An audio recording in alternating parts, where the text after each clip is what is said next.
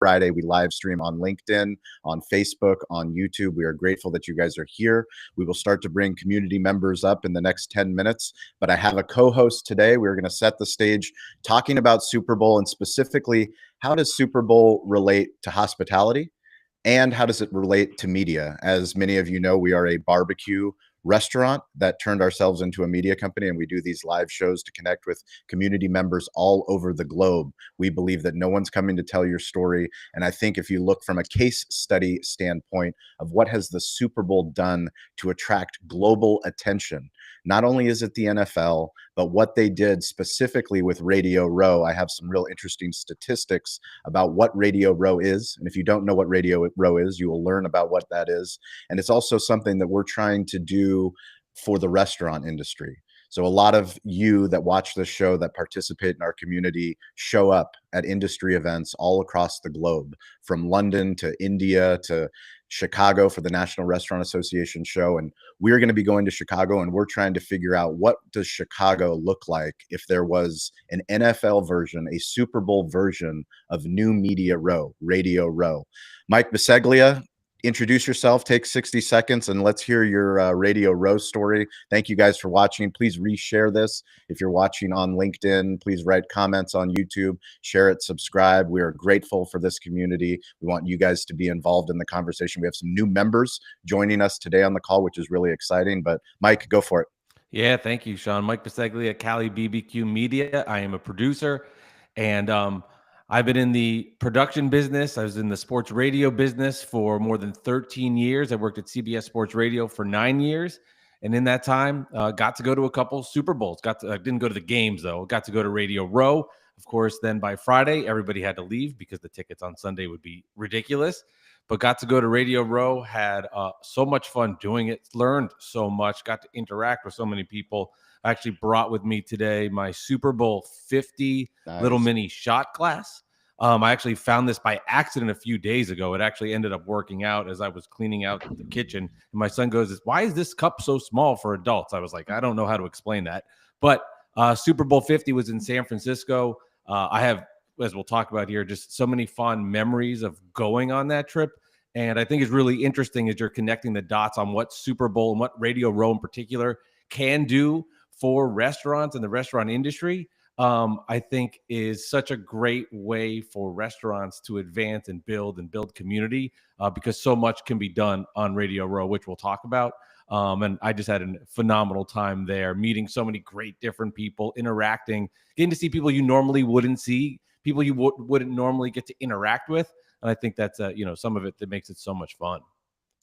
Do you know when Radio Row started? Radio Row started. I will take a guess. I will say 1992. Wow. Stop it. Wait, is that Did you look it up? That's 100%. No, did not look it up. Radio Row started in 1992, Super Bowl 26 in Minneapolis. Do you know who started it? Who actually was the impetus? I do not. Mike Francesca and Chris Mad Dog. Oh, yeah. So Mike and the Mad Dog are the reason I got into sports radio or loved it as a kid in New York area. I listened to Mike and the Mad Dog, and they are the OG of sports radio. I have a Mad Dog story when I was an intern, going on a tangent here, but I was an intern at WFAN at the time, and he was out on paternity leave, and he called in to report something, and I thought it was a prank call, and I hung up on him. And I learned fast, you do not do that to Mad Dog. But that is awesome. That is cool to hear. Yeah, 1992, wild guess. I am good at making wild guesses on things. My wife's always that was a significantly impressive guess. She's like, "Why can't you utilize that to make money for this family?" And I'm like, I don't know. I don't know. I'm working on it. She's going to love to know. She's going to love that when I tell her that. Yeah. So they actually wanted to broadcast from the NFL's headquarters in Minneapolis, but they had a prohibitive $40,000 fee from the hotel. So they're like, we can't broadcast from there. So they went to a Holiday Inn and set up their radio broadcast. And for those that don't know what Radio Row is, Radio Row has evolved from local sports radio. So 32 NFL teams typically sending out their local sports radio broadcasters to set up at Radio Row. And, obviously that has evolved to what is now, they still call it Radio Row. Actually, David Meltzer, my media mentor, I've got a lot of content with Dave. He's actually going to be there. He goes every single year. So if you're not following David Meltzer, follow him, because his media team will be sharing all kinds of cool stuff. Just quick, high level, interesting statistics. Radio Row hosts over 200 media outlets. Wow. Ranging from local sports talk stations to other national platforms. The global 6,000 media members from 24 different countries. Wow. And the economic impact is obviously significant. So I think it's interesting that the NFL makes such an investment in storytelling. Mm-hmm. They believe in audio, they believe in video, they believe in social media. They're very highly committed to creating social content. They want influencers, they want celebrities.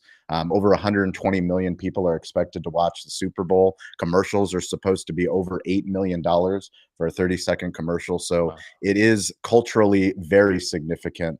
And we're interested in what the community has to say about Super Bowl. Any traditions you have, any things that you can think about. If you think about the biggest stages in the world, how can we apply those to our local communities, to our local businesses? Why don't we go ahead and start to bring some of the community members up on the stage? If you guys are watching, we appreciate it. Please share. If you want to join the call, you can go to Be the Show. Since you have any things that you can think about. Charlie. Biggest stages in the world, how can we? Charlie Eblin. To our local businesses. Why don't Charlie, can you hear me? We could go and see the show. Can we kick Charlie out? Stages in the world. How can we? He's playing the fun echo game. All right. I don't know whatever you're doing. Can you not do that?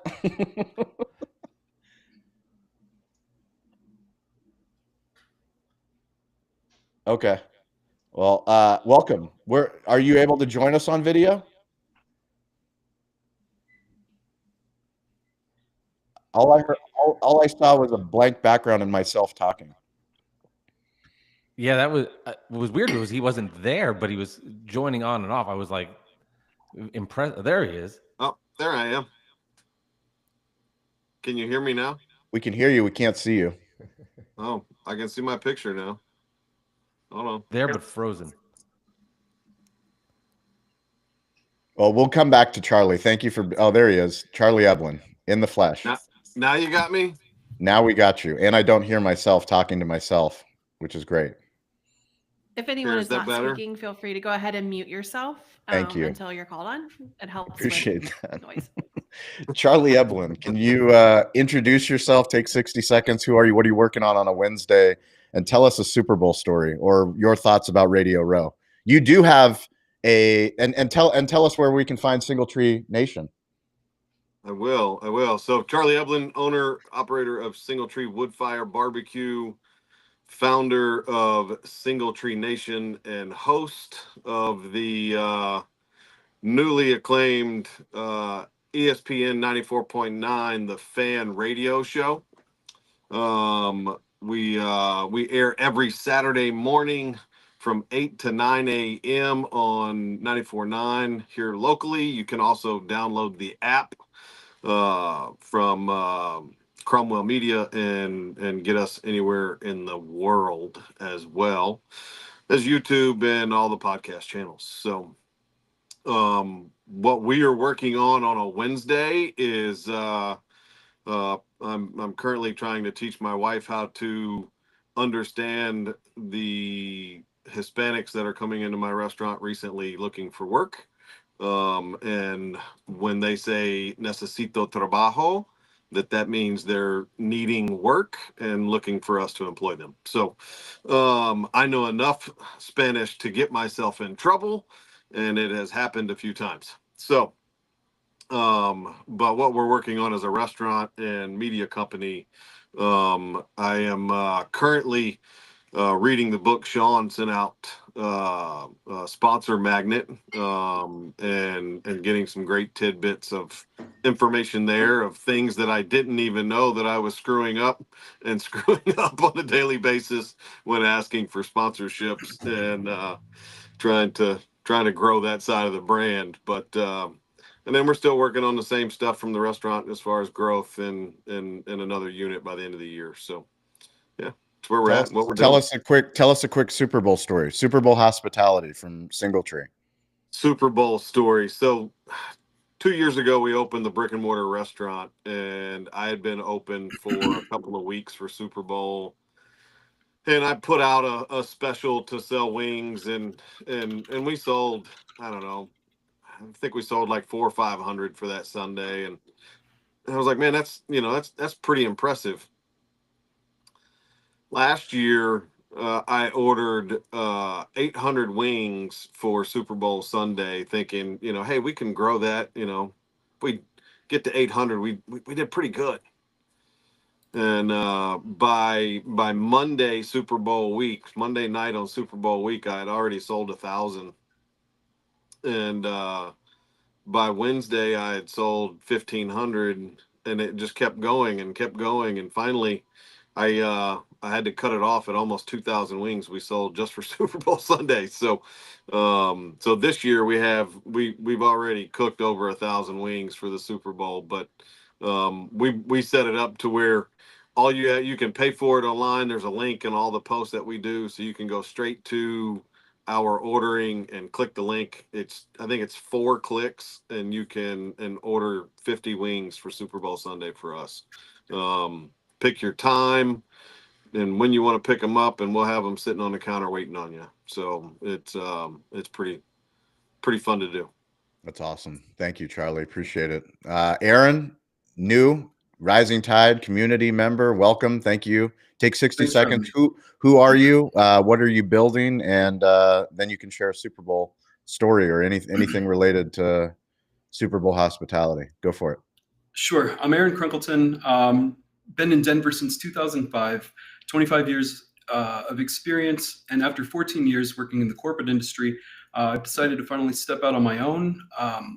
Working in progress right now, a work in progress right now is 2 Korean concepts kind of centralizing around the food, the street food market. In relation to Super Bowl, I think about, the wings and pizza and all that. I mean, it's always going to have its place. But if you can constantly set the standards in the market or bring in something new that maybe people aren't aware of, you think of like the really Korean restaurants, concepts, things like that, where the menu's in Korean, you're intimidated by it, you don't really have the support to really be guided through that experience. But, if we can kind of bridge that gap between the American cuisine and the Korean and make it attainable and comfortable for everybody, maybe that'll be the next Super Bowl, food, the go-to. Anyway, recently I did step away. I'm going into the consulting now until I find that proper location. And my goal is to just help elevate the local market and, offset some of these astronomical costs that these local places are dealing with. Anyway, here's to the future, right? But regarding the Super Bowl, I mean, the only thing relevant, Denver's not playing this year, so meh. But in 2016, that was, I was working downtown Denver when they won, and that was just an experience in itself. But unfortunately, nothing too related yet for me. Thanks for having me. No, we appreciate it, and welcome to the community. Please connect with other people that are here up on stage. We can add you. We have a Slack channel. We have a DM on LinkedIn. We have a DM on Instagram. We believe in business owners telling their story. No one's going to come and tell it for you. We learn the hard way, and the more that we tell it and the more that we connect as a community, the more opportunities all of us have to move our industries forward. Ian, welcome. Thank you for coming back. Take 60 seconds. Who are you? What are you building on a Wednesday? And tell us your Super Bowl hospitality story. Yeah. Thanks for having me again. It's great to be here and see everyone. I'm fresh back from Orlando. We just had our EHS conference. We do recruiting for the hospitality industry and restaurants nationwide, and help find top talent for restaurants and hospitality organizations. I have been working on LinkedIn a lot lately, so I got to present to our conference about everything I've been learning over the last several months, connecting with Sean, connecting with everyone in this community here on Rising Tides, and it was a blast to kind of share some nuggets with everybody at the conference. Other than that, Super Bowl. Oh man, it's been a year. My sports allegiances are becoming a really tangled web these days. I'm originally from Kansas City, so I have that going for me still. I moved to Minnesota as a teenager, and the Vikings did not quite cut the mustard in the playoffs this year. And then now focusing out in Los Angeles for our office, the Rams kind of had a rough second game there after taking down my Vikings. So it's been a adventure through the playoffs, but I'm looking forward to watching. And it was a blast when the Super Bowl was here just a few years back. So just seeing all the things like you mentioned, how much it drives the local economy is pretty astonishing these days. Ian, can you share with the group what were the takeaways or what were the lessons from your LinkedIn talk? The one thing, Richard Bliss, I went to Mandy's business podcast, the live business podcast she did, and Richard Bliss had a quote that I just stuck with me. The currency is in the comments. So just getting out there, commenting on other people's posts, and trying to insert calls to action into your posts so that you get some traction, and that the algorithm in LinkedIn is like the opposite of every other social media platform, that it wants you to drive a conversation. So, really, if you want to spread things on LinkedIn, then try to make sure you're asking for comments and engaging and replying to them quickly. And the first couple hours is going to determine how successful your post is. And what was the feedback from the audience? They were very receptive, so they're very engaged right now. And yeah, I control both my platform, my page, my company page for Southern California, as well as the main page. I do a lot of the content on there, and we're seeing great engagement, and that's helping us drive our messaging across the platform this week so far. So they took it to heart, and we're loving to see the outcome and hoping to keep everyone engaged moving forward. And what's family traditions for Super Bowl? Family traditions. We always watch. We always watch no matter who's playing. At home, or you go to someone's house? Do you host? Are you usually go to someone's house to watch? Yeah. So my friend is gonna have people over. We're gonna go watch with a group and order in some food. And the one thing I do want to shout out is, think of your servers. If you're going out to eat on a Super Bowl, you're camping out for 4 hours at a table. That table is not turning over the way it normally would. So please factor that into your tipping situation, because they would usually have 3 or 4 parties during that same amount of time, and they're going to have the same handful of people clogging up that table the whole night. That's great advice. Elizabeth Doss, welcome. I've been having trouble with my trackpad. I don't know if the update for anyone else is doing that, but we need to look at this. Hi, I'm Elizabeth Doss. I am a social media consultant, but this is leverage that weird little corner of the internet to have custom gifts that they can use to interact with their communities. And so I was thinking about this conversation. One, I am a huge football fan, and Sean, I don't know why, doesn't kick me off the stage like every time I say Raiders, but that's okay.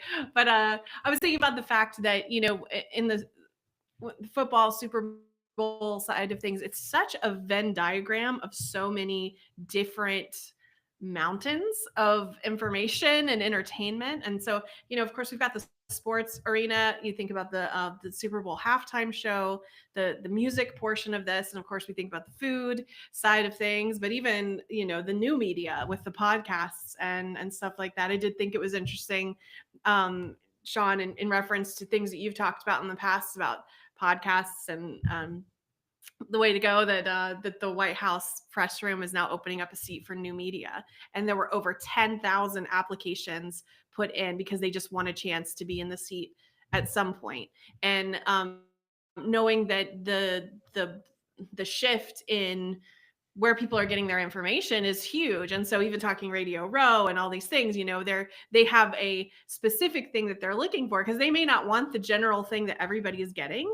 They're wanting what's specific to what they want to hear about and who they want to hear from. And so I do think it's interesting. The audience is following, you know, their favorites. So I think that is a really, really fascinating conversation. I did want to bring up, just because you guys may not be, but I do enjoy Chef Ramsay, and this season, Kitchen Nightmares, that he's been doing has focused on restaurants in New Orleans, because they're getting ready for the Super Bowl. So for the last several episodes, they've been working with restaurants in the area. And you got to think, you know, Dean has been bringing this to us for over a year now, saying, I hope that everybody, you know, in our area, because even when he was going around in these different restaurants, you guys got to get ready. You know, we're about to be descended upon, and to make sure that everything, that they're ready to handle the amount of people that are coming. So I do think it's a fascinating microcosm when these Super Bowls are in the different cities, and how do those cities prepare for those things. But I was going to tell a quick story. So for us, tradition wise, Super Bowl, a lot of times with the church, somebody hosts it at their house. And there was a little boy in our church who, his family wasn't big into sports. And so somebody asked him about the Super Bowl. He's like, well, I don't know what a Super Bowl is, but I know what a hot wing is. And he's like, so I will be there.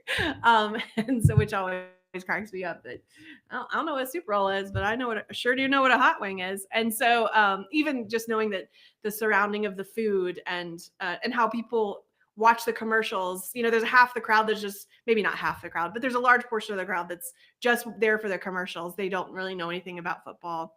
And my last thing on this is, I remember being in college, my dad did not watch football. I never really understood it. And I remember people that took the time to teach me what was going on and not make fun of me because I didn't know what some of the things meant. And that type has always meant a lot to me and so kind of look out for those people. They may not say it out loud, but they may not have had had an experience, and you might be the one that could potentially show them. That's across the board. Like, how could you educate along the way and build relationship in the middle of all that? So I'll hand it back to you, Sean.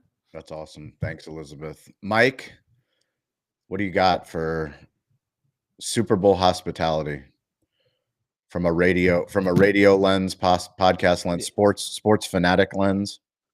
Yeah. And first I want to say, Elizabeth, I was texting yesterday with somebody who I know is at Radio Row right now.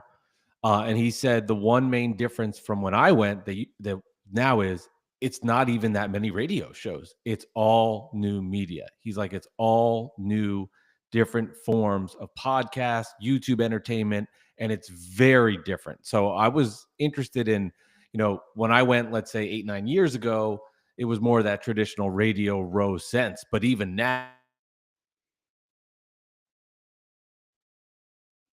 it's really because where things need to be. I saw my video just froze for a second. So you're good. You're good now. I'm going to turn my camera off for a second because sometimes that helps speed it up. So I'll do that. But basically that's changed. I know for me going there as a producer, I always felt it was a really important time for networking. From a radio show content, especially old school radio shows, maybe it's not quite the same as what your ear is looking for. But for networking, for meeting new people, I can't tell you the value I got, not even just from like, oh, let's produce good radio shows, but the amount of people that I got to meet, athletes, celebrities, other producers. It is a networking moment that you have to take advantage of. And I think any good show or any good content creator knows this now, that you're going there to create great content for people. You're also going there to network so that you can build your role, continue to grow, and build your brand. Because like, look at Super Bowl week when news comes out and all these different stories surface. It's all the storytelling that's been created, manifested out of this 1 week of people all together. And it's so valuable to create an ecosystem for the future. So when you go there, you have to network and you have to take advantage of the platform, because you get access to guys that you're probably never going to get access to, because the game is played. Hey, we'll promote your product. You'll get access to me, and we'll tell you stories you've never heard of. Absolutely. And I think it's a lot of fun time, and take advantage of it. It's awesome. Charlie Eblin, can you share what your thoughts are for what we can do collectively, all of us as creators, as hospitality professionals, for events that we go to, capturing content, sharing our story, podcasting from Toast Customer Advisory Board, Chicago National Restaurant Association show, some of the things that you've seen, that you've been doing, and that you've learned from? Man, it's so much. It's so much. I think one of the biggest things that I have found with my audience recently, especially, is the more authentic I become, the more it resonates. So when I see something cool, when I post or hear something, the last couple of weeks I've been posting stuff on Mondays. And Sean, I know you don't believe in motivation, but I've been calling it my motivation Mondays. It ought to be more like inspirational Mondays or something along those lines. But I didn't mean to rain on your it's- motivation parade, Yeah. but yeah. no, look, I agree. I 1,000% agree with what you said, but motivation does fleet, right? It's passion that lasts. So obsessions, right? Inspiration, in spirit, yes. Yeah, those types of things mean something. But the more I really the more I speak my truth and speak from the heart, and the more that I really see things that are cool and start talking about other things that I think are cool. It doesn't matter whether you agree or not agree. It tends to resonate a lot more. So there's a shout out to Main Squeeze of Murfreesboro here in town. And thanks to Dean for introducing me to them. But I had a great conversation with their corporate headquarters and CEO and marketing department and the whole deal about coming on our show. And I'm a barbecue company that's doing a podcast, and what is that? But when I broke it down for them, that I'm just here to help people and build community. And I don't care if you're a vegan or not, or if you have meat in your restaurant or not. That's not, my show's not about helping me. It's about helping others. And the more that I say that, the more it seems to resonate. I just booked a guest called, his name's Big Smo. He was a rapper from Lynchburg, Tennessee, who's turned vegan, and he's got a food truck that's vegan, and he's doing all these really cool things. And but the first the first question out of his manager's mouth was, he doesn't eat meat. Yes, I know, that's fine, I don't care. But from this weekend, I've stopped watching the Super Bowl for the winner of the Super Bowl, and more for the authenticity of who's going to win and what it means to them from a competition standpoint. I get more excited watching the Kelsey brothers celebrate each other and the hospitality and love and passion they have for each other's success than I ever will if the Eagles win, or if what's that other team? I we don't forget that, who it is. Yeah. We don't, don't worry about it. Yeah, my business partner likes them. I always fuck it up, but don't worry about it. We don't worry about it. They'll be fine. They'll be fine. They'll be fine without Charlie and Sean worrying about them. Trust me. It'll be fine. Yeah. So, but I mean, that's, I mean, lately I've just really been, I've always felt like I was a pretty authentic individual, but even more so over the last couple of weeks, couple of months, I just really find myself attaching myself more to, honestly, just not giving a fuck what people think and how I speak, and just kind of speaking my truth. And if you want to be a part of my life and come join this hell of a journey that we're on, and let's fucking go, baby. Like, attached to the hip, and let's rock and roll, because I ain't gonna quit. So, you either gonna like it or love it or dislike it. It don't matter. But, I think the authenticity is what I've really been finding more in hospitality recently than anything else. For sure. Couldn't agree more. And that authenticity attracts people that want to be with you. We call it a rising tide community, people that understand, like, we don't have all the answers. We're just willing to put out the work. Like, we're willing to look stupid, sound stupid, put in the reps, get a little bit better the next show, like figure out Clubhouse, figure out LinkedIn Live, figure out, Rising Tides, figure out how to go on YouTube, figure out how to break Riverside. I mean, we're trying the best we can to build community and to do it. And the crazy thing is it doesn't matter what people think. Like, that's the paradox of creating your story, is that we worry like everyone's going to make fun of me, or everyone's going to see this video, or nobody's going to see the video. Neither way, it doesn't matter. What matters is that you actually are willing to do the reps. And by doing the reps and committing to the craft of storytelling, then we realize, once you look back, 90 days later after posting a video every single day, oh my God, like, I'm a lot better. I'm doing much better podcasts than I did back in 2017 when we first started Behind the Smoke, and I had no idea what a podcast was. It was only audio only, but like, we made a commitment. And it's like that consistent commitment to continually making yourselves better. You realize, like, there's a lot of people. The craziest thing for me is, like, a platform like LinkedIn. We have so many amazing community members that we've met on LinkedIn, the Richard Livermans of the world, the Scott Auden, the Mandy Graziano, like, so many great people that we've met on LinkedIn. But, when we post, we worry, oh, only 7 people like my post, right? But we have no idea how many people didn't see that post and didn't even like it, but they saw it and they're like, Charlie, like, I love watching what Charlie does, but they didn't even hit anything. It's kind of happens every day. Happens every single day. And the way that you know that it's working is when you go in real life and you see somebody that you don't know, that you don't even know you're connected with, and they say, oh my gosh, I watch your videos. You're like, really?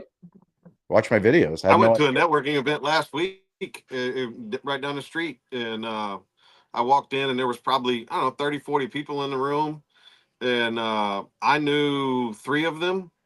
But I would say 90% of them knew who I was, and they came up and were like, hey, we've never met in person, but I just want you to know I'm so-and-so, and we clean glass, and if you ever need help, I would love to help you. We love what you're doing. Just keep rocking and rolling.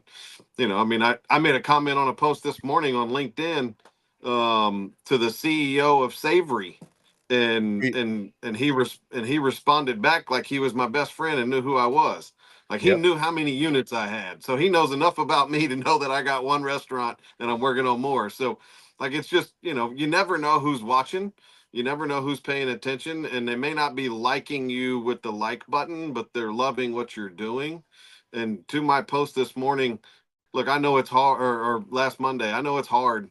We get up every day and we got to put our feet on the ground, and we got to put one foot in front of the other and get going. But you're already doing the work. Just let everybody else in the world know what you're doing, and you'll see how many people start getting behind you and supporting you.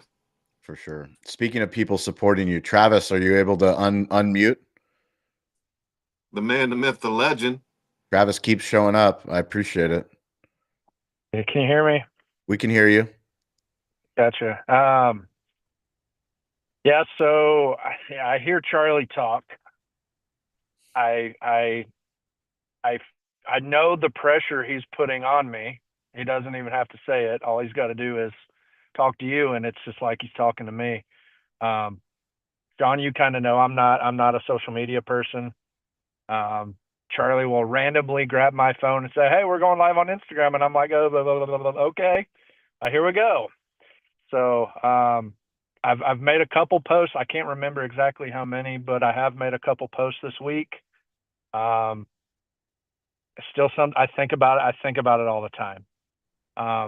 Hey, a week and a half ago, this gentleman had 0 people on Instagram because he didn't even have an Instagram, and now he has an audience of like 60 people that he can talk to just by pulling his phone up.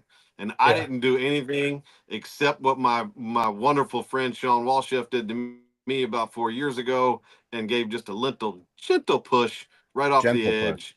Gentle push to start doing some stuff. He's killing it. I love it. Yeah. Yeah. So Instagram, I'm up to, I think it's 55 followers. I haven't looked today.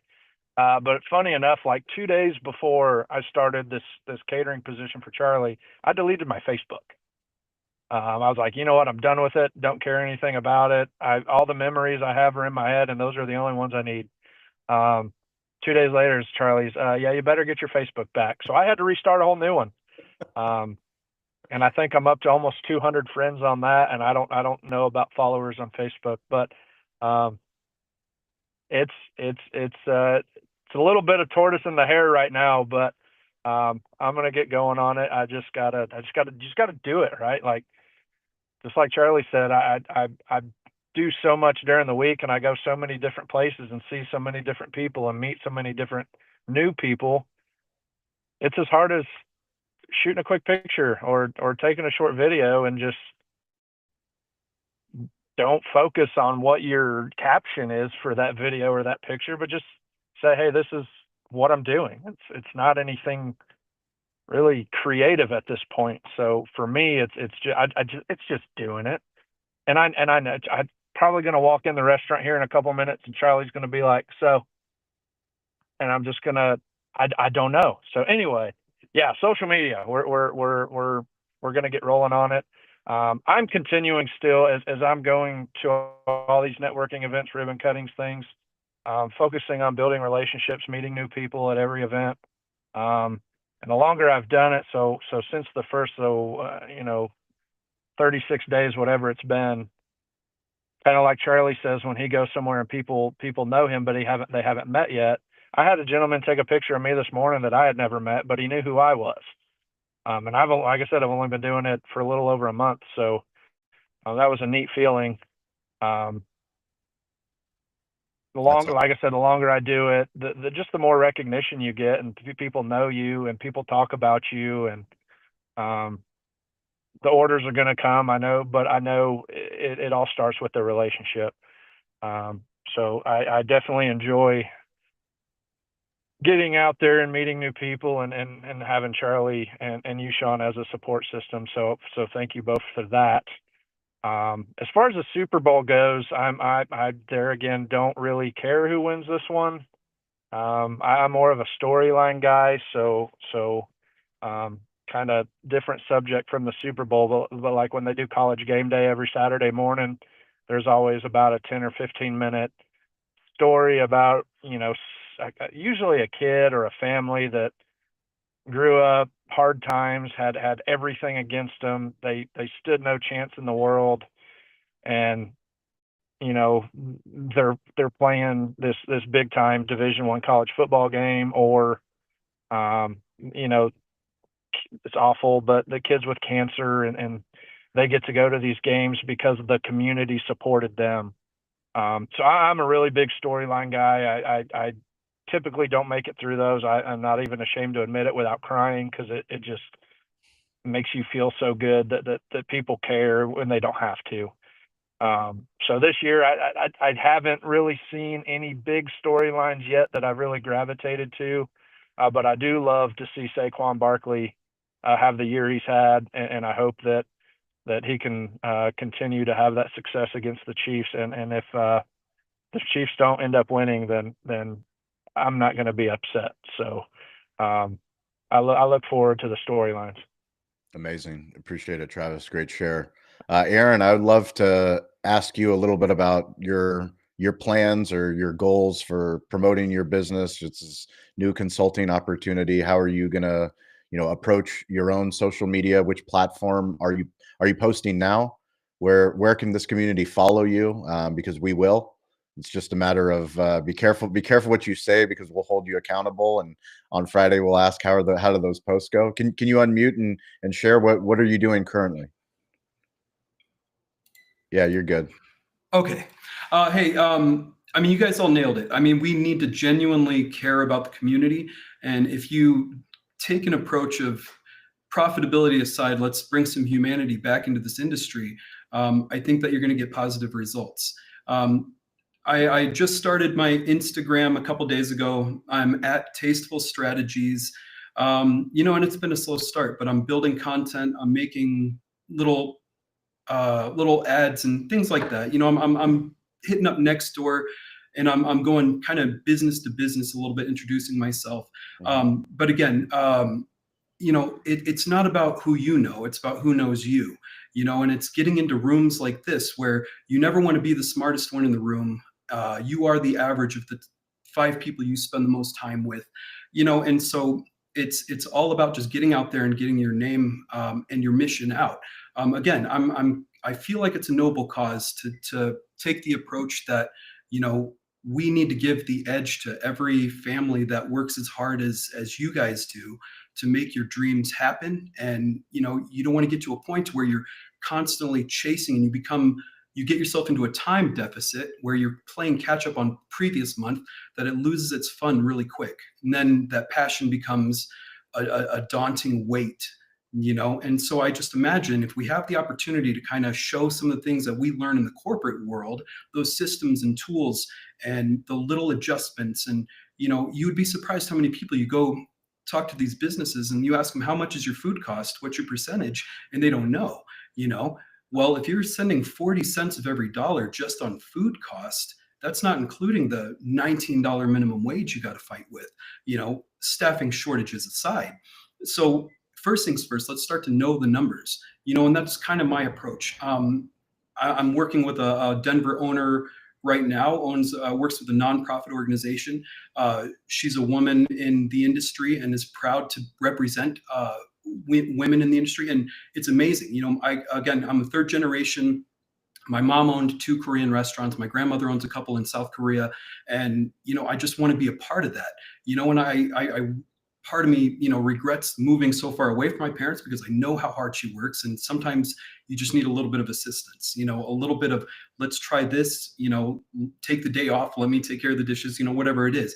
But if I can do that on a more global scale, even if it's just to give advice or motivation or to remind people that you were passionate about this at one point, let's just make this profitable. Let's work on the future. Let's work on forecasting and projecting and knowing what the trends and statistics are, so that way you can buy yourself some more time back and start polishing up the details now to be able to go into the future. We have a lot of costs to offset, and it's going to require higher menu prices. How do you ask guests to pay more for something that they can get cheaper somewhere else? And like you guys talked about, that hospitality aspect is how you bridge and you add the value to that. Without the hospitality, you have nothing, because it's the same thing. You can go get a burger anywhere, but what do you offer? Well, you can tell when you walk into any location whether they care or not. Take care of your restrooms, take care of your cooler logs, take care of the gaskets around your reach-ins. Those little details make up the big picture. And that big picture, speaks volumes about whether you're passionate about something or you're just doing it for the opportunity to think that you're going to make $1 million.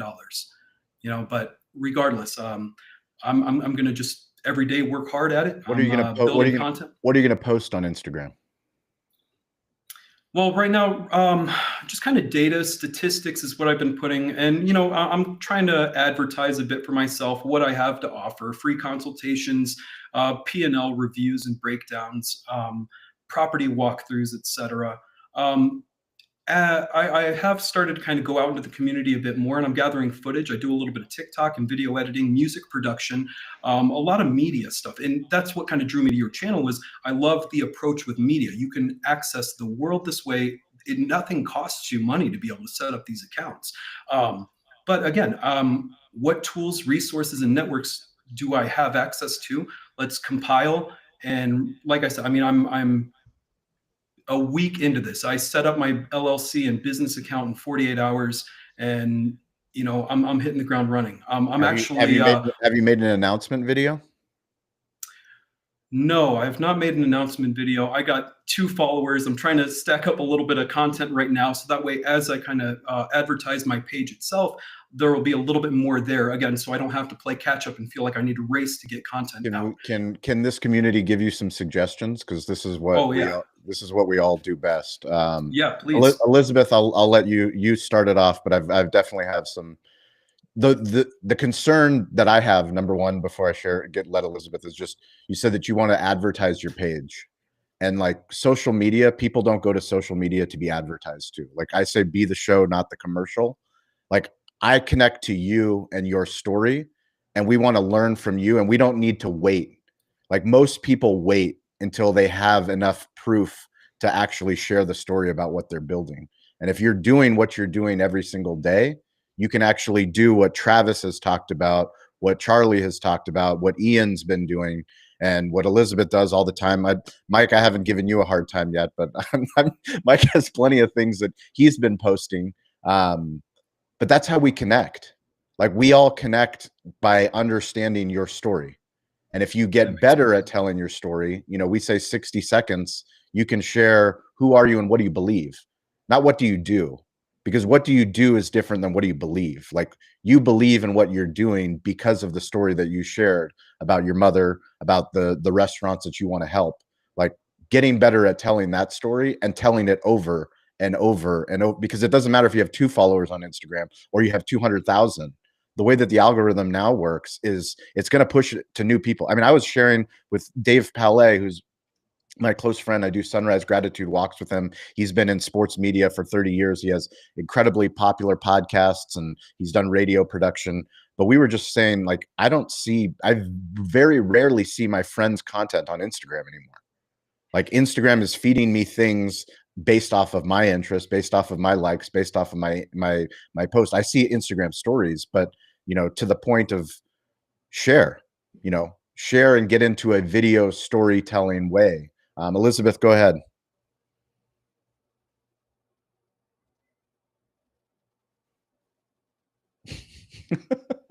Mic problems? We can't hear you. We still can't. Can anyone else hear you? I have two. Oh, there we go. I have 2 mute buttons, and anyway, and I use them all.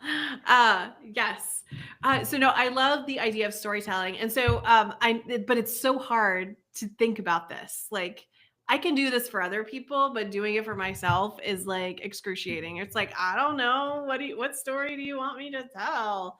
And so something I've been doing for my clients that is helping is starting to craft or gather their brand value propositions. So I know this is something that a lot of businesses do, but it's what makes your business stand out from the other businesses around. And then what I'll do is I'll either start with an idea or an image or a story or whatever, and I'll say, how can you bridge this story as an analogy for this brand value proposition? And so, because you could take a story that's super wild. So I think about if I had a clear glass with me, how I've heard a guy do this. His name's Dan. I can't remember his last name right now, but he'll say like, take an object in the room, anything in the room. Like you could take Mike's podcast albums, like in the background there.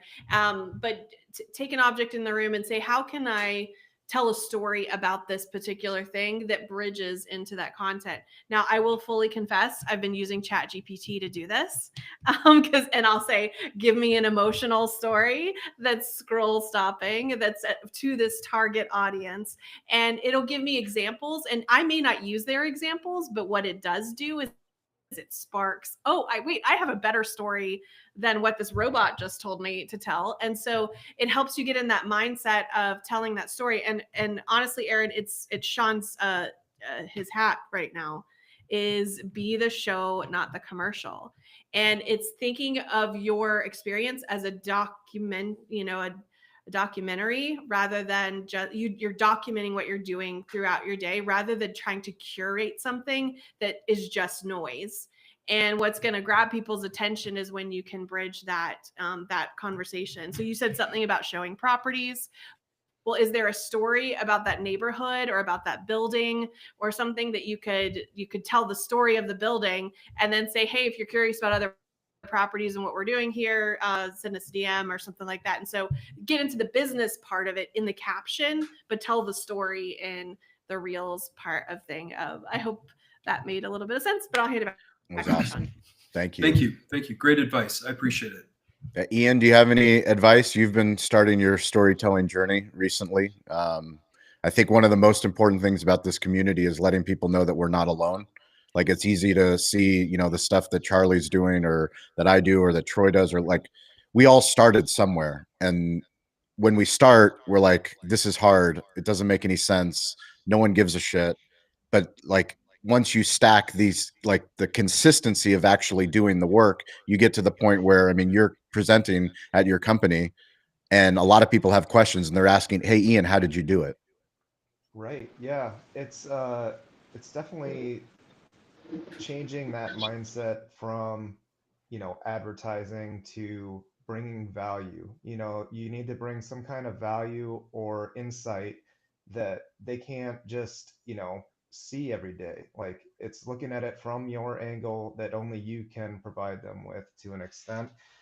So a lot of the content, since I'm, you know, in recruiting, I give advice on job, like finding a job, like if different parts of the process. Hey, you want to have a resume that is concise and to the point, here's some tips, you know, and that's something that's useful for candidates that we want to work with, you know, so we're attracting them in that way.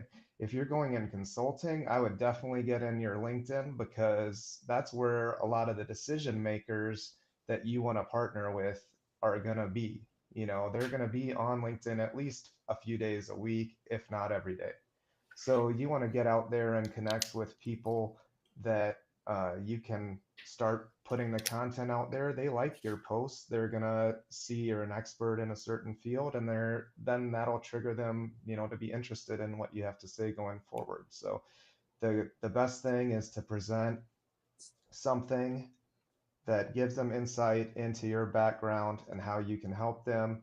And your content, you want to make it feel, you want people to feel like they're getting to know you, you know? So make sure it's in your voice, keep your voice as consistent as possible. And once they feel like they know you already from the content that you're putting out there, then if you hit them up and say, hey, should we set up a call? They're like, well, I already know this guy. I might as well talk to him now. You know, so it's going to lower the bar and ease your way into those conversations where it's turning into a more sales call at that point. So, you know, I'm still working on it. I haven't perfected it. My content sometimes sucks, like, and it goes nowhere, and you get 100 impressions and you're just like, I thought that was a good post. Like, what the heck? But like, you can't break anything, you know, like, just don't say something ultra stupid that's going to hurt your reputation. But you know, Right. like, some of your stuff's going to flop, and it's just the way it is, and you move on to the next one. And there's great tools in most of these platforms to kind of see what your top posts were, recycle them, especially if you're still building your network. Then what worked the best? Well, now you have a bunch of new connections because you've been building your network so much. What was your top post? Well, 2 months later, you have completely different profile of connections than you did when you first posted it. So repurpose it, tweak it a little bit to keep it fresh, and then put it back out there. It doesn't hurt anything. That's awesome. Great advice, Ian. And Aaron, send me a message on Instagram at Sean P. Walchef, and I will add you to the Rising Tide group chat. And then you'll have plenty of new followers that all believe in storytelling. Speaking of storytellers, Mercedes, welcome to the community. Welcome to the stage. Can you 60 I'm so happy you called me. I was gonna say I wanted to say something for Aaron, if this is okay. Please. Oh, no. Yeah, welcome. Meet Mercedes. You can always add. Go for it. Hi, Aaron. So what I was gonna say is I think that showing your passion for it, and when you're talking about your mom had restaurants and stuff. So my mom had restaurants. She lost everything in 2008, and I shared that on LinkedIn. And I also, put it back into why I'm so passionate about what I do, which is a series called Room for Revenue, where I find ways for venues in San Diego to make more revenue in what they already do and add in additional streams. So I think by looking at what you've already done with your life, like maybe even with the properties, like when Elizabeth was saying, show the properties, I'm thinking show the bad stories. Like, when somebody didn't consult with the property and they signed a deal and it was a bad deal, how do you get out of that? How do you know you're getting screwed? Kind of deal kind of can help others learn from that too. Because at the end of the day, you haven't been an entrepreneur until you've been an entrepreneur. So nobody knows what they're doing when they like open a restaurant unless they've opened a restaurant before. So they don't know what a triple net is. They don't know, how much is how much is other things going to cost, or, if somebody says the AC is working, well, how much is that going to cost? So I think there's so many stories that you have to tell. It's just about looking into your past and why you're so passionate about your future is going to help a lot. And of course, like selling with data is really, really good, but like just having a story of like how that data could save that restaurant is going to help. But I'll introduce myself. I'm Mercedes. I'm coming at you from sunny San Diego, the director of sales and events for the Wood Group in Pacific Beach. I just got on site for an event. I thought we were going to be talking about Super Bowl, and I was going to say, I don't know if Charlie's still here. Is Charlie here? No, but no, Travis is. I was going to say, I saw Charlie's post saying pre-order for $50 for 50 wings. And I'm telling you, if he doesn't get on Goldbelly soon so I can order wings to San Diego, I was like, those look too good. I saw that post. It was really good. I'm happy you guys are doing you guys are placating the game where it's like pre-order and then you get a better deal, which I think is great. I know what we're doing. We have a small venue that's a Philly, an Eagles bar. And so we're doing like a minimum on if you want a table, because there's literally like 4 tables. So if you want a table, there's going to be a minimum spend to pay. But yeah, football is, it's a wish wash for me. Like I have a love-hate relationship with it because we have 3 different bars. We used to have a Packers bar, a Dolphins bar, an Eagles bar, and a Cowboys bar in our portfolio. And so every year I'm like, where can I put an event if there's Super Bowl for one of these bars?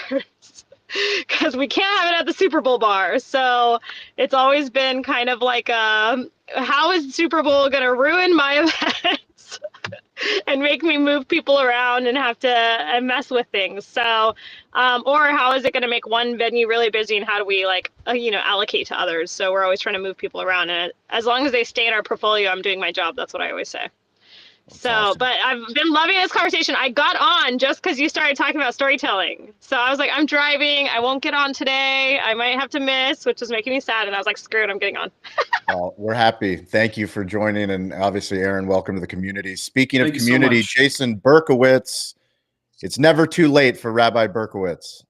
Never too late. Rabbi Berkowitz was part of an emergency board meeting in LA trying to help sort of recover from the fires with all of the operation. So I got the red light call that said, can you jump on? We're in the middle of trying to get a little bit of more money funneled too. And so I helped jump on with how do we position the messaging and streamlining it down, because it's all about community. And sometimes we go macro community and sometimes we go micro community. Sometimes it's literally what's outside our doorstep. And so as the house was on fire, we're helping to build back. Jason Berkowitz, longtime restaurant operator and partner, and founder of Arrow Up Training. I got a new one for you this week, Sean, that I'm excited about. Is we are producing the Restaurant Essentials, and it's a masterclass in restaurant ops, training for every position from the basics to the specifics. Ooh, that's good. That's good. See, is it? Do you like it? I do. I really do like it.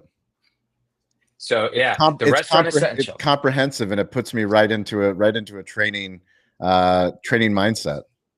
And that's great, because I've been talking about it. I've been working on it, and sort of my creative part of my team. I was like, I'm just saying this wrong, like the Matrix, the way to do everything, the Arrow Up way. He goes, yeah, no one cares about that. Yeah. What Elizabeth, are you jumping in on, or I don't know if you had to feel. Okay, so he said it's the Restaurant Essentials, man. It is a masterclass in restaurant ops.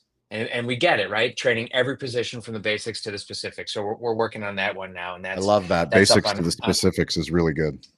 from the basics to the specifics. So we keep good people around us with that. So that's what we do up at Arrow Up.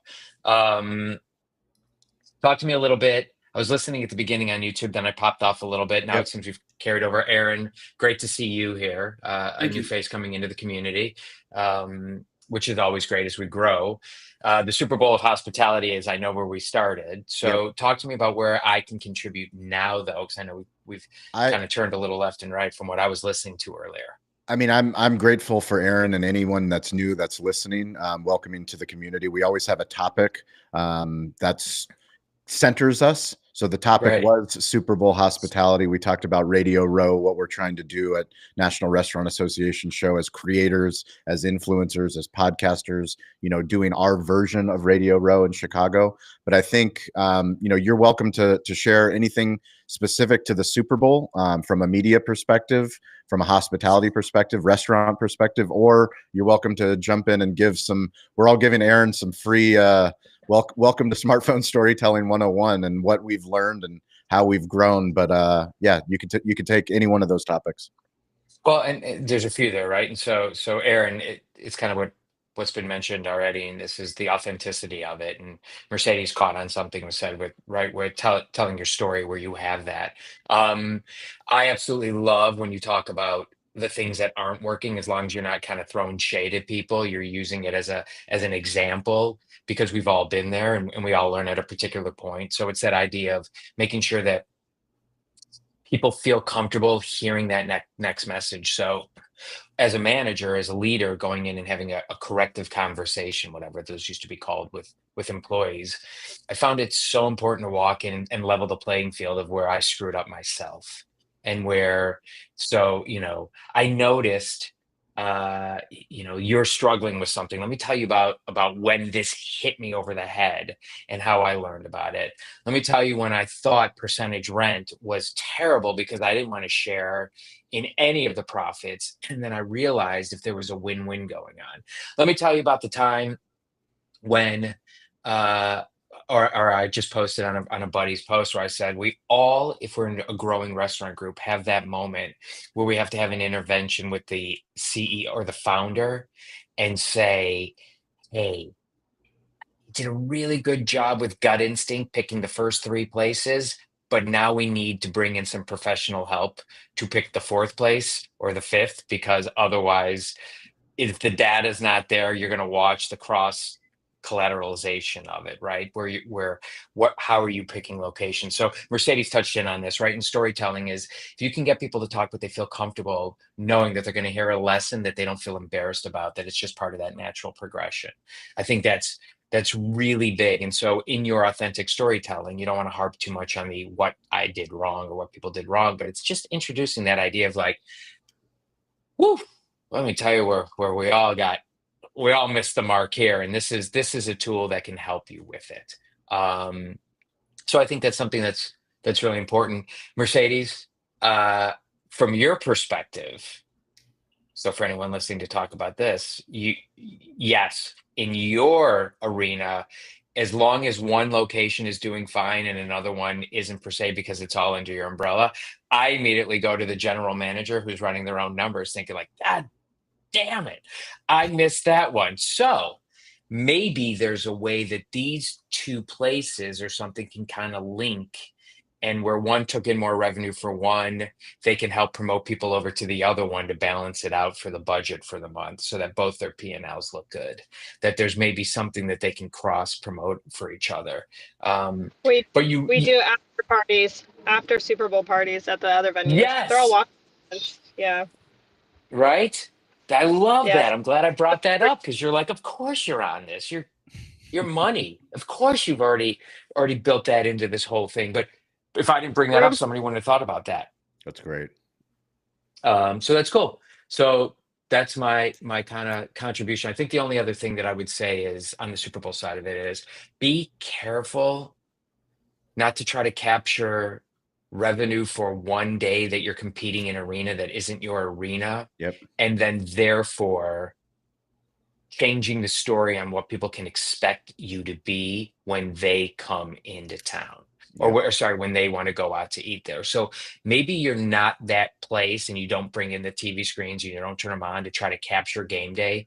It's not your day. And if you do it and you screw up your story, the people that expected to get away from all that and came to you now don't know what the consistency is. And so I measure daily to weekly. I like to measure my prime costs as far as where the food's going out the door and labor, because you've got to. But as far as the overall arc of, is this thing working with revenue and sales, I don't like to go day by day. I like to look at it as is the whole thing working in the story, telling the story. So that's my contribution as an operator. Yeah, I'll just add what Cali Barbecue has learned. Now, this will be our 17th Super Bowl. We are a sports bar, so we are driven by NFL Sunday. We were built for NFL Sunday, and we have worked so hard over the years. If the Chargers aren't in it, which they haven't been the entire time that we've been in business, we don't have a big sport. Like, people watch the Super Bowl at home. So unless you're in Kansas City, or unless you're a restaurant in Philadelphia, or you're a Philadelphia, fan bar in San Diego, like, unless those two teams aren't your sports bar, the chances are you have to find different creative ways to actually drive sales. Or, to Jason's point, know that this is not a day for you. Like, if you're not a Valentine's restaurant, let's not try to create a Valentine's experience, because that's just not your thing. So what we've learned, like, we're not even open for dine-in. And this will be since the pandemic. What we do is we do a high volume of sales, but we promote online ordering and takeout so people can watch the Super Bowl at their home, or they can buy catering platters to go out. And it's actually been extremely beneficial. And I'm speaking to a restaurant owner that's anywhere that's listening to this podcast. You don't have to try to find ways to drive revenue if it doesn't work. Like, learn from your mistakes. We tried doing specials, margarita specials, fishbowl specials, drink specials, food specials, to try to get people to come in, but people watch Super Bowl at home. So hopefully somebody that helps, but let's do some tip. Go ahead. Yeah, Jason. That's great. No, you're 100% there. And Josh Popel, fan who we all love and out here, he talks about, stop trying to make yourself a Monday night if you're not a Monday night. Figure out how to get that extra dollar out of the Saturday night and things like that. So, and think about it. I like to think of myself as the team guy, right? If you're pushing your team to be something that doesn't fit and it's against the grain of what this is, and you're absolutely right, people watch Super Bowl at home, and people are putting all of this energy into something that they've wasted their energy for something that they actually feel like is moving the needle. And you really have to think about that. And you do this as a wise restaurant owner and empathetic individual, is like, if I'm draining the energy source of somebody and my team and dollars for something that is not the flow, I'm really missing that opportunity to get that little extra 5-10% of push, of excitement out of something that is our vibe and flow, like the catering and out the door and everything like that. That's just recognizing it, making the quick call, and moving over. So my tip, takeaway, and homework assignment, kicking this off, is to recognize if you're draining the energy battery of everyone to try to be something at a point you're not, when you could just flip that switch and add a little bit more juice to something that you are. Amazing. And just a programming note, Friday, we're going to be doing a call about digital tipping. So we've never actually covered tipping as a community for Rising Tide. We actually have Brian and Justin, who are the co-founders of Kickfin. They actually have a digital tipping platform, but they're going to give us not a commercial, but an industry look into why digital tipping matters, what's happened post-pandemic, what restaurants can do. And I hope that as many of you can join us as possible. It's going to be a great conversation on Friday. Elizabeth, kick us off. Tip, takeaway, homework assignment. Yeah, sure. Sorry. So I wanted to mention two things. One, there was a contest this year, but because I follow Sharpie, because I'm a nerd about office supplies and art supplies. That's awesome. And I won these set of pins, and this is relevant to, these are all signed by Michael Penix Jr., who is the rookie QB for the Atlanta Falcons. If anyone is an Atlanta Falcons fan, No reach way. out to me, and I will send you a That's Sharpie that awesome. has his signature No on way. all of these Sharpies. So anyway, I live near Atlanta, but I'm not an Atlanta fan. Anyway, so that was one thing. And then the other thing I wanted to bring up is Apple released a new app this week called Apple Invites. It's a new way for you to send to plan an event. It will do, let's see, it'll share invitations, RSVPs, and you can contribute to shared albums.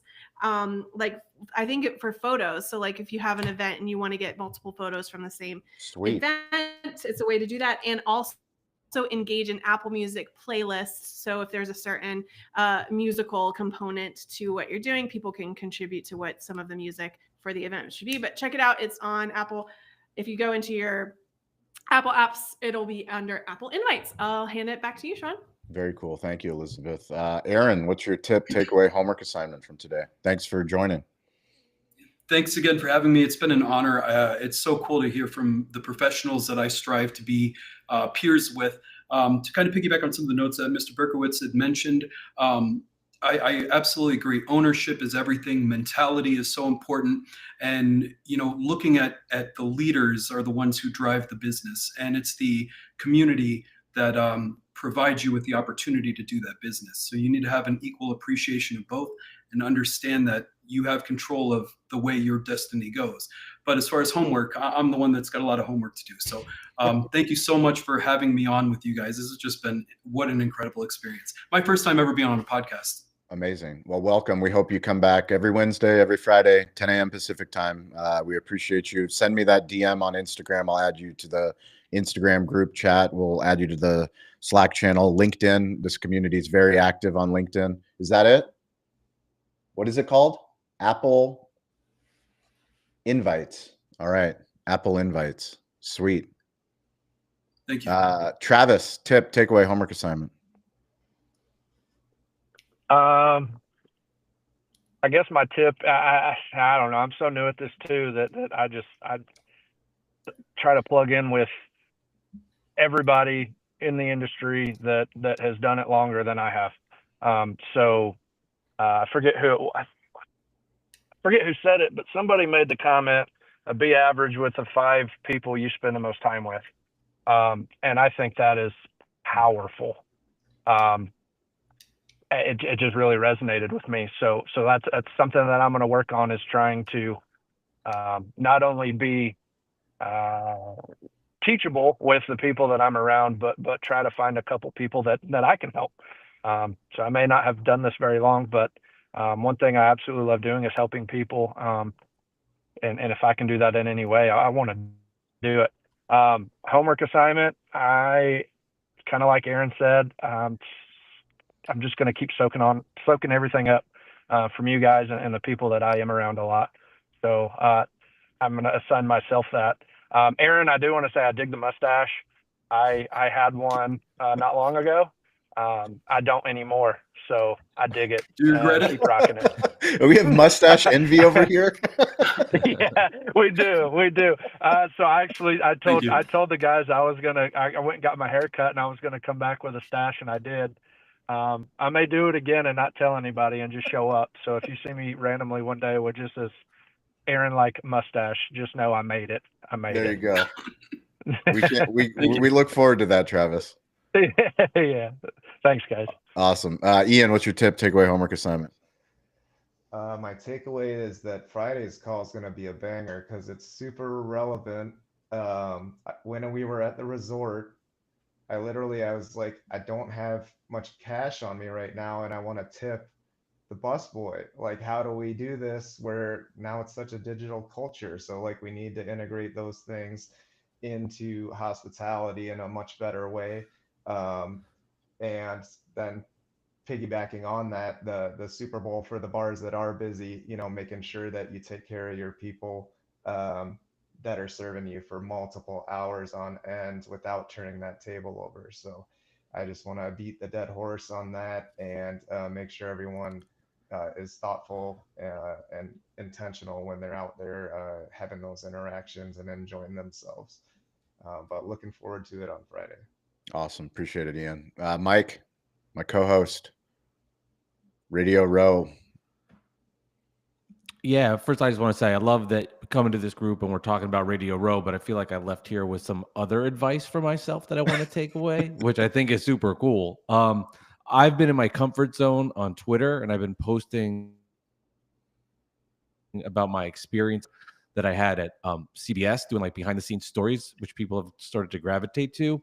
My homework is to do this on Instagram as well because I'm a little scared to do it there because Twitter's like my safe space for that kind of content. So I'm gonna take it to IG is my homework. Yeah, that's what I'm talking about. Yeah, I think that, I mean, I know personally that a lot of I'll start people, posting. yeah, when you start to post on your personal, like, oh, Instagram's my personal page or Facebook's my personal page, like once you start talking about the things that you believe in, the things that you're working on, you'll realize that a lot of your Facebook fans, like, or followers, friends, family, they don't give a shit, but some of them do. And like, it's like, oh my God, I actually have people that also have businesses or also care about podcasts or also care about storytelling. And all of a sudden you're like, oh, wow, like maybe there is an opportunity for me to actually post on multiple different platforms. Appreciate that, Mike. Thank you all. We appreciate it. Friday, digital tipping. Bring a friend, bring a restaurant owner, bring a creator, sales professional, marketing professional. We appreciate you guys. Elizabeth, Travis, Ian, Aaron, Jason Berkowitz, Mike Biseglia, Stover. Appreciate you producing in the back end. Thank you all. Have an awesome Stover on the ones and twos. Stover, getting it. Stover, where you at? There he is. Can anyone hear you? But am I the only one that can hear you? Me and Mike? Usually. Oh, everyone on this page can hear you. Great. Right on. On the ones and twos. We appreciate it. Thank you. You guys have a great Wednesday. Okay. See ya. Thank you.